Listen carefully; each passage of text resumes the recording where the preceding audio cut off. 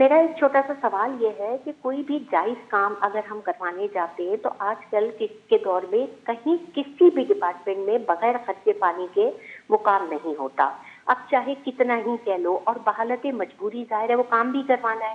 تو اب اگر ہم ان کو اوپر سے وہ خرچہ پانی دیتے ہیں تو کیا وہ رشوت میں شمار ہوگا؟ کیونکہ رشوت لینا اور دینا دونوں حرام ہے، اور وہ کسی صورت اور جائز کام ہے. تو وہ کام جو ہے وہ کسی صورت بغیر خرچے پانی کے نہیں کرتے. تو آپ یہ بتائیے اگر ہم دیں گے تو کیا ہم پہ عذاب آئے گا؟ کیونکہ وہ تو ہوتا ہی نہیں ہے گورنمنٹ میں بغیر خرچے پانی کے کوئی بھی کام.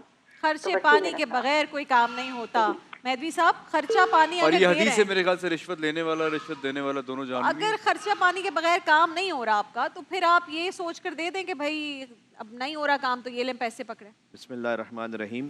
دیکھیں، انما الاعمال بالنیات یہ اصل میں رشوت کی ڈیفینیشن سے باہر نکل جاتا ہے. میں آپ کو بہت خلاصہ عرض کر دوں. اس لیے کہ رشوت کا عنوان ہی وہاں پر صادق آتا ہے کہ جب آپ کسی سے ناجائز فائدہ اٹھاتے ہوئے جو آپ کا حق نہیں بنتا.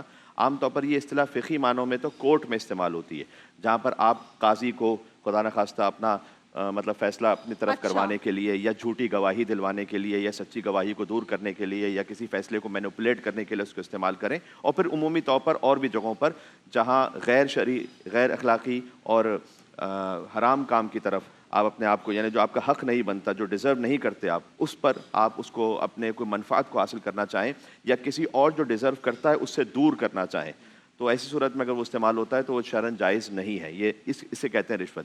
جہاں تک یہ والی بات ہے تو یہ ہم بھی اسی پریکٹیکل سوسائٹی میں رہ رہے ہیں، اور ہمیں معلوم ہے کہ آپ نے اگر جائز بجلی کا کنیکشن بھی لگوانا ہے تو اس وقت تک نہیں لگے گا کہ جب تک آپ اس لائن مین کو اپنے جائز حق کے لیے بھی 500,000 روپے یا کتنا نہیں دیں گے، ورنہ یہ کہ وہ 2 مہینے تک آپ بغیر بجلی کے رہیں گے.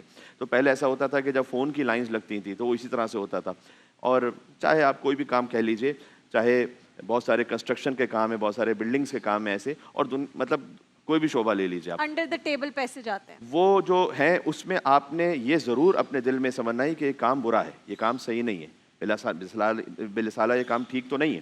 لیکن اس کے بغیر چونکہ میرا جائز شرعی حق بھی مجھے نہیں ملے گا، اس عنوان سے جب اس کو آپ ادا کر دیتے ہیں تو یہ رشوت کی ڈیفینیشن سے باہر نکل جاتے ہیں. یعنی گناہ نہیں ہوتا، آپ پہ گناہ شرعی طور پر نہیں ہوتا، اور آپ اس میں شرعی طور پر بری و ذمہ ہوتے ہیں. ہاں، وہ جو لینے والا ہے وہ گناہ گار ہے.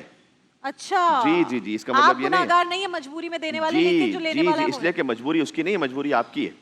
تو جو مجبوری میں یہ کام کر رہا ہے جس کی وجہ سے اس کا جائز کام نہیں ہو رہا، تو وہ دینے والا گناہ گار نہیں ہے، لیکن جو لینے والا ہے، لیکن آپ کے دینے کی پریکٹس سے تو اس کی عادت مضبوط ہوتی جا رہی ہے. وہ ایک الگ اخلاقی پہلو ہے. لیکن چونکہ کتنی مرتبہ ایسے ہمارے فقہاء کرام سوال بھی کیا گیا ہے کہ اگر میں یہ کام نہیں کروں گا، تو میں نے جو آپ کو پہلے مثال دی کہ میں 3 مہینے بغیر گیس کے رہوں گا، میں 3 مہینے بغیر، تو یہ عام طور پر اس میں حرج مرج لازم آ جاتا ہے. یعنی ایک ایسے انبیریبل کانسیکوینسز ہیں اس کے، اتنا سخت ہے پھر اس کے بغیر جینا کہ آپ عام معاشرے میں اس طرح جی سکتے ہی نہیں ہیں.